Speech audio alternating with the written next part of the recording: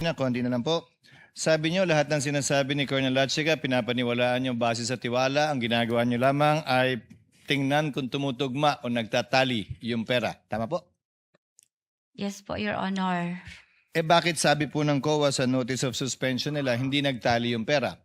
Sumobra po yung pinadala niyong acknowledgement receipts ng 150,000. So, mali po yung tali niyo. Yun po yun pong instances, Your Honor, yung after po na-release ko po yung 125 million kay Sir Lachica, Your Honor, tumawag po siya sa akin na kailangan pa niya ng 150K po, Your Honor, for security purposes, Your Honor. Saan po galing yun 125 million lang po yung perang winidraw niyo sa bangko. So at that time, Your Honor, tumawag ako sa kay Asik Limer Olton, Your Honor, informing him, Your Honor, na tumawag po sa akin si Security Officer Colonel Lachica na kailangan po niya ng 150 for security, Your Honor. Saan galing po yung pera na binigay niyo sa kanya? Kay Asik Limer Oltonio po, Your Honor. Saan po naman niya nakuha yung pera? Hindi ko alam, Your Honor. Hindi na rin po kayo nagtanong. Hindi. Basta binigyan niya po ako ng 150,000, Your Honor. Ngayon, yung winidraw po niyo sa bangko, hindi ba cash advance po yun, yung 4 na quarter? As cash advance po, Your Honor. So, kailangan i-liquidate po, Your Honor. Magkano po ang bond ninyo? Di ko ka-memorize, Your Honor. I'm sorry. Pero saklaw po yung amount na 125 million.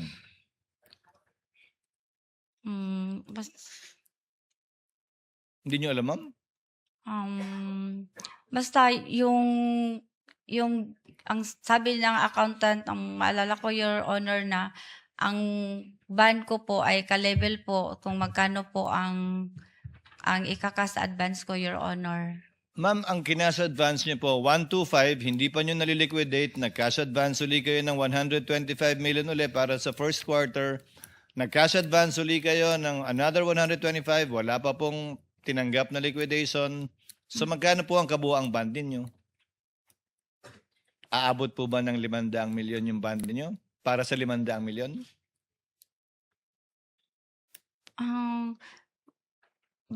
Parang 8 will... 8. Basta meron yung 8 yun, Your Honor. I'm sorry, dili ko ka-memorize, Your Honor. Pero saklaw yung mini-withdraw niyong cash advance. Saklaw yata, Your Honor. Hindi po pwede kung hindi saklaw. So malamang saklaw, di ba? Ngayon, kanina pa kayo sabing dinisburse nyo kay Lachica, si Lachica nag-implement. Ano po bang ibig sabihin ninyo ng implement? Yung 8 iba't ibang lugar sa Pilipinas na binayaran sa loob ng parehong araw, sino po ang gumastos nun? Ang nag-implement po, si Colonel Lachica po, Your Honor. Ako po ang Pakinggan niyo po yung nag-disburse tanong sa ko. kanya. Binigay niyo po yung 125 million kay Colonel Lachica.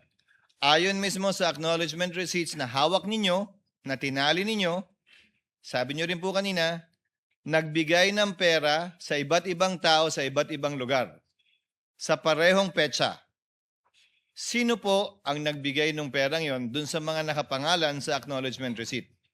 Hindi ko po alam, Your Honor, kasi hindi po ako nag-implement ng mga confidential activities or operation, Your Honor. Hindi rin si Colonel Lachica. Hindi ko masasabi, Your Honor. Basta ako, Your Honor, si Ma'am, Colonel ma'am, Lachica po, ang Ma'am, security officer, Your sorry po Honor. hindi ko pwedeng tanggapin yun dahil iba't ibang lugar, 5 hanggang 8 iba't ibang lugar, dinisburse yung pera. Kahit po si Colonel Lachica, hindi naman po siya si Superman, hindi naman niya kayang gawin yon na siya lang. So, ano po yung malamang sagot sa tanong? Hindi po si Colonel Lachica yung nagbigay ng mga pera yun sa mga taong nakapirma sa acknowledgement receipt. Malamang ibang tao yon. Malamang po, hindi ba? Parang, Your Honor, parang yung issue na yun, Your Honor, is parang sa DepEd po yata. Wala pong ganon sa OVP? Wala pong issue na ganyan, Your Honor. Paano niyo po nalaman yun sa DepEd? Kasi yun pong yun po ang nalaman ko, Your Honor. Sa amin po sa EOM, wala pong ganun, Your Honor. Wala pong issue sa AOM. Kaugnay niyan, alam ko. Wala pong issue sa AOM. Hindi po in-issue sa AOM yung mga alias, yung paggamit ng iba't ibang pangalang kakaiba. Wala po sa AOM yan. Ang tanong ko po, Ma'am Gina, si Colonel Lachica ba na binigyan nyo ng kabuang pera, ang nagbigay din ng pera dun sa mga may acknowledgement receipt? Siya din mismo ba? O may ginamit din siyang ibang tao? Your Honor, hindi ko po yan masagot, Your Honor, kasi wala po ako sa ground, Your Honor. Si Colonel Lachica po ang nag-implement, Your Honor. Ibig sabihin po ba nag-implement siya yung nag-disburse? Siya po ang nag-implement, Your Honor. Kung may binayaran po siya, Your Honor. Ma'am, kung siya po ang nag-implement, ibig sabihin siyang nag-disburse dun sa mga taong nakatanggap. Di umano. Opo. Basta ako, Your Honor, ako po ang nag-disburse sa kanya, Your Honor. Siya po ang nag-implement, Your Honor. Siya Kayo po ang nag-disburse sa implementor. kanya, siya ang nag-disburse sa iba. Kayo ang nag-disburse sa kanya, siya ang nagbayad sa iba. O kayo po yung nagbayad sa kanya at binayad niya sa iba. Disburse po yun sa inyo, di ba? Ako po ang nag-disburse sa kanya, Your Honor. Tapos, kung may binayaran nun po siya, kasi siya po ang nag-implement, Your Honor. So nagdi-disburse din siya. Basta ako, Your Honor, nag-disburse ako bilang SDO, Your Honor. Ulitin ko, ma'am, ma'am, hindi po komplikado to. Disbursing officer kayo, kaya nga SDO eh. Nag-disburse po kayo sa kanya. Yung Opo. ginawa ba niyang pagbabayad, hindi ba disbursement din yun? Nagbayad siya, Your Honor. Hindi ba disbursement din po yun? Dinisburse niya yung pera. Hindi naman niya binulsa ba ni Colonel Lachica yung pera? Wala. Hindi. Come on, sigurado kayo. Hindi. So, pinambayad niya. So, dinisburse nga niya dun sa mga taong nakatanggap ayon sa acknowledgement receipts. Dinisburse po niya, Your Honor, during the implementation po ng Yes. confidential activities and operation, Your Honor. So, Sa yung ground, Your implementation nga po niya, kasama doon yung pag-disburse ng pera. Ano po, Your Honor? Yung implementation na kanina nyo pa po sinasabi, kasama doon, kasama sa pag-implement, ang pag-disburse ng pera. Kaya nag-implement nun siya, Your Honor. Di ko na alam, Your Honor, kung paano po niya gibayaran ang mga tao, Your Honor. Hindi ko po tinatanong kung paano niya binayaran. Ang sinasabi ko po, siya yung nagbayad ng pera, siya yung nag-disburse ng pera sa iba't ibang pinagbigyan niya. Walang napunta sa kanya. Siya po ang nagbayad, Your Honor. Walang napunta sa kanya. Okay. Thank you very much, Ma'am Gina. Salamat po. One final point from Senator Judge Kiko, and then we will excuse you, Ma'am Gina. Thank you, Mr. Presiding Officer. It is actually follow-up to your question, Mr. Presiding Officer. Under Joint Circular 2015 number 1, the SDO is mandated to disburse the funds directly, hindi ba? To the final legitimate recipient or purpose. Si Lachica, Colonel Lachica ba yung legitimate recipient? Final legitimate recipient or purpose? Hindi po, Your Honor.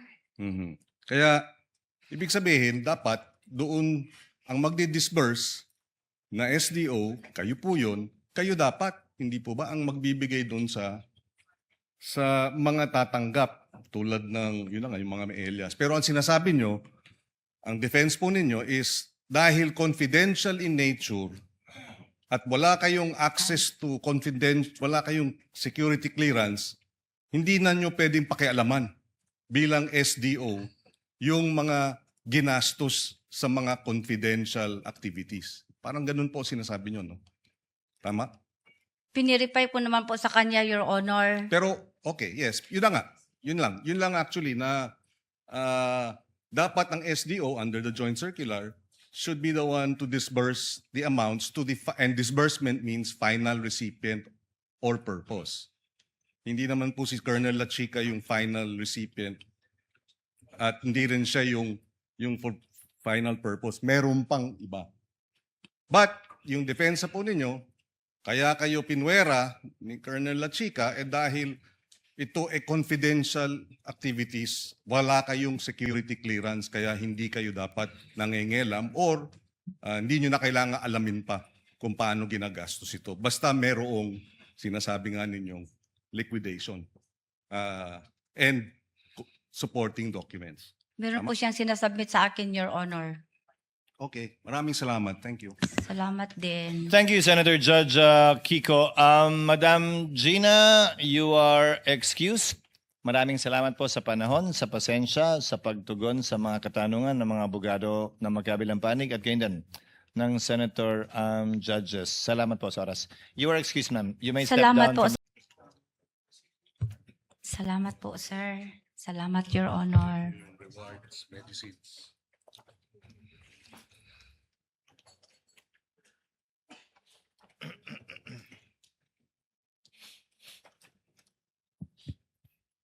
So, nakalagay dyan, medicines bilang reward para sa informer. Bakit binabayaran ng gamot? O binibigyan ng reward ng gamot ang informer? Your Honor, hindi ko po alam ito, Your Honor, kasi galing po ito kay Security Officer, Your Honor, na siya po ang nagpa-implement, Your Honor. Siya po ang implementer, Your Honor. Yes, pero matagal ka nang nag-handle ng confidential funds. 2015 pa. Ganun ba ang gawi na binibigyan ng informer ng reward sa surveillance activities at ang bayad ay gamot?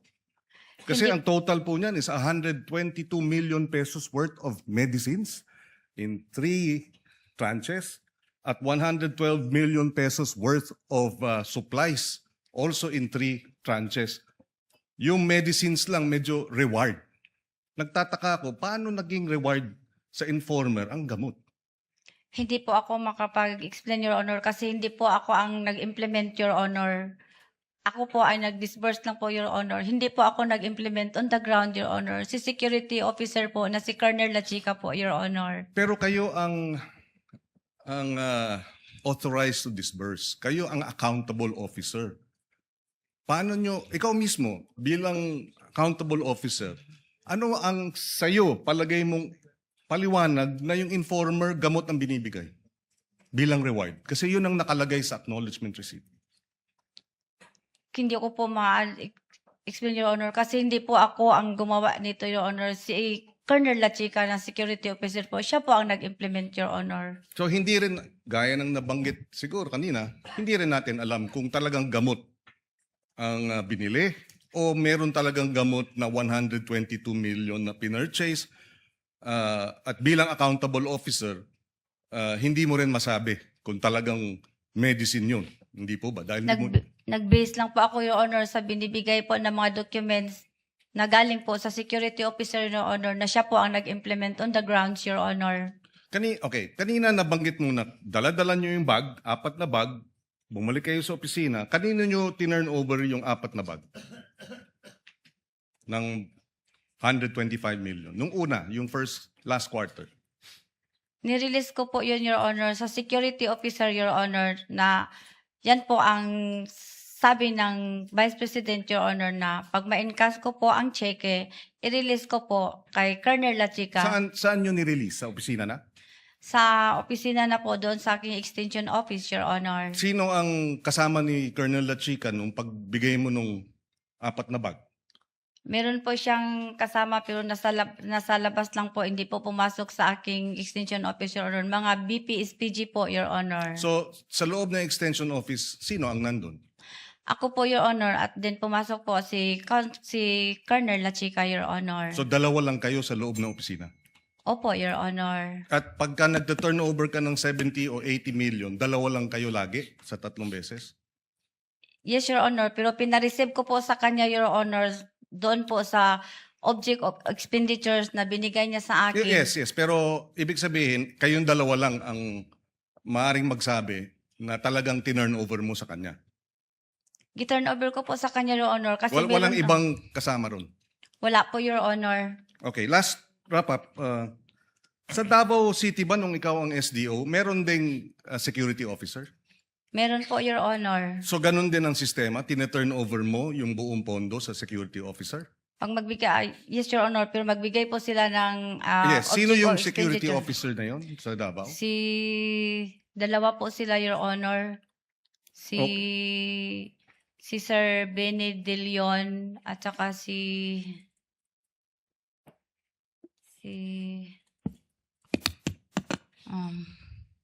At ganun din, nakalimot ko, one- Your one Honor, last sorry. question. Ganun din ang sistema. Kasi dito sa yung 3 tranches na totaling almost 500 million, walang official receipt, walang sales invoice, tama? Dito sa OVP, tama? Ang alin, Oh. nawala ko, Your Honor, I'm sorry. Yung liquidation, walang sales invoice, walang official receipt. Puro acknowledgement receipt. Kasi yun ang sinabi ng COA eh. You confirm that. Um, COA already said lahat ng mga liquidation reports, walang sales invoice at walang official receipts. Puro acknowledgement receipts. So you acknowledge that, tama? Sandali lang, Your Honor, ha? The witness already answered, actually, Senator Judge Pangilinan twice earlier that walang official receipt. Yes, okay. And therefore, sa liquidation report na final nila sa COA. yes, at ganun din sa Davao nung ikaw SDO. Wala po, Your Honor. Okay. Wala. No further Wala questions, Mr. President. Senator Judge Rafi Tulfo, and finally, after him, Senator Judge Ejercito. Thank you, ma'am. Madam Witness, magbibigay na lang ako ng senaryo kasi predictable na yung mga sagot mo. So hopefully ito, may iba yung sagot mo. I'll give you a scenario. Halimbawa, ako sila Chika and then binigyan mo ka ng 100 million. Pagbalik, meron na akong dalang Ferrari, Lamborghini, Patek Philippe, Rolex, and then sinabi niya, huwag kang maglala, confidential in nature to, sensitive in nature, ako yung eksperto, ako nakakalam sa ground, anong gagawin? Palulusutin mo pa rin o kukwestiyonin mo? Wala pong ganyan, Sir. Hindi, halimbawa nga lang, Your Honor. senaryo nga Hindi po. ko masabi, Your Honor, kasi Example wala nga. po, Your Honor. Dili ako magsagot, ana, Your Honor, kay wala ko naka-experience, ana, Your Honor. Okay. I'm sorry, Your Honor. Dili ko makasagot, Your Honor. Understood. So the reason why I asked that, kasi paulit-ulit na lang yung sagot mo.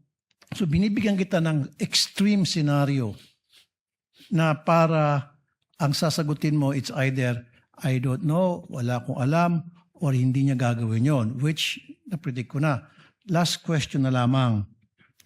Follow-up kasi natanong tungkol sa Davao. Magkaiba yung naging senaryo sa Davao at saka sa OVP. Sa Davao, nag-comply ata, di ba? Nung SDO ka doon, wala sa Manila OVP, hindi. Tama.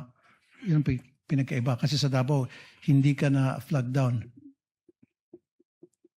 ng OCOA. Wala po kaming IOM, Your Honor.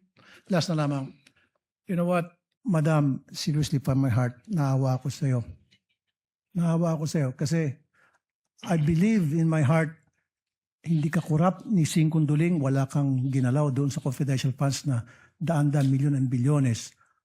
Ang masakit nito, yung mga taong nakinabang doon, binulsa yung ilang halaga sa perang yon or totally binulsa mga perang yon. Pangising-ising ngayon habang ikaw dito ginigil ka, pinagpapawisan ka, kawawa ang dating mo at baka makulong ka pa. My heart goes to you. Maraming salamat. Senator J.V. Ejercito for his interjection. You have 2 minutes, sir. Thank you, Senator Judge Rafi Tulfo. Thank you, Mr. Presiding Officer. Isa lang tatanungin ko kasi nakikinig man ako sa inyo, Ginang Acosta. No, at consistent naman yung inyong sagot na nagtiwala kayo kay Colonel Lachica, kaya hindi na kayo nagtanong kahit minsan. No? Pag sinabing confidential in nature, ang tanong ko lang, hindi na ba pwedeng yun? Yun ba'y na hindi na pwedeng magtanong? No? Dahil ang pagkakaalam ko, dahil ako'y nagnegosyo rin on at naging mayor din, na nasa natural po sa mga disbursing officer, sa mga na-accountant, ang pagtatanong. No? Lalo na, 125 million po ito. At tanong ko lang, Mr. Presiding Officer, isa lang. Doon ba sa mga pagkakataong yun, sa ilang beses kayong nag-disburse ng 125 million, hindi ba sumagi sa inyong isipan na minsan, magtanong kung saan ginagamit yung ganun kalaking pera? Kasi alam ko natural yan, ma'am sa mga accountant, sa mga finance person, matanong talaga yan. So yun lang, ni minsan ba sumagi sa inyong isipan na makapagtanong kung paano ginamit yung 125 million? Nag-verify po ako kay security officer, Your Honor. Opo, narinig ko na rin kanina yun Kaya lang, ang tanong ko lang, kung minsan po, naisip nyo bang tanungin kung paanong ginamit? Kasi paulit-ulit, na nagtiwala kayo kay Colonel Lachica dahil siya po ang designated na security officer ng inyong head of agency. Pero yun lang po, dahil dahil natural nga po dapat sa mga finance person ang magtanong. So yung sa mga ilang beses na nag-disburse kayo ng 125 million, ni minsan, sumagi ba sa inyong isipan na magtanong na kung paano ito ginamit? Yun lang po. Confidential in nature po, Your Honor. Okay na, Mr. Presiding Officer, wala tayong makukuha. Sige po. Thank you, Senator Judge Zerto. Finally, Senator Judge Risa.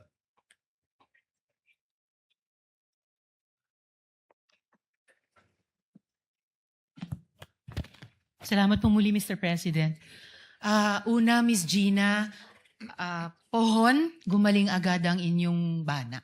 Salamat, ma'am. Okay, isa pa yan. 3 tanong na lamang po sa inyo. Sabi niyo po sa amin, kayo mismo ay nakapansin na may kakulangan doon sa acknowledgement receipts. Pero, nung verify niyo iyon, ang mga iyon kay Colonel Lachica, tinanggap niyo na lang na confidential ang paliwanag niya. So, sa intindi niyo po, ano po yung required dun sa joint circular? Tiwala ba o resibo?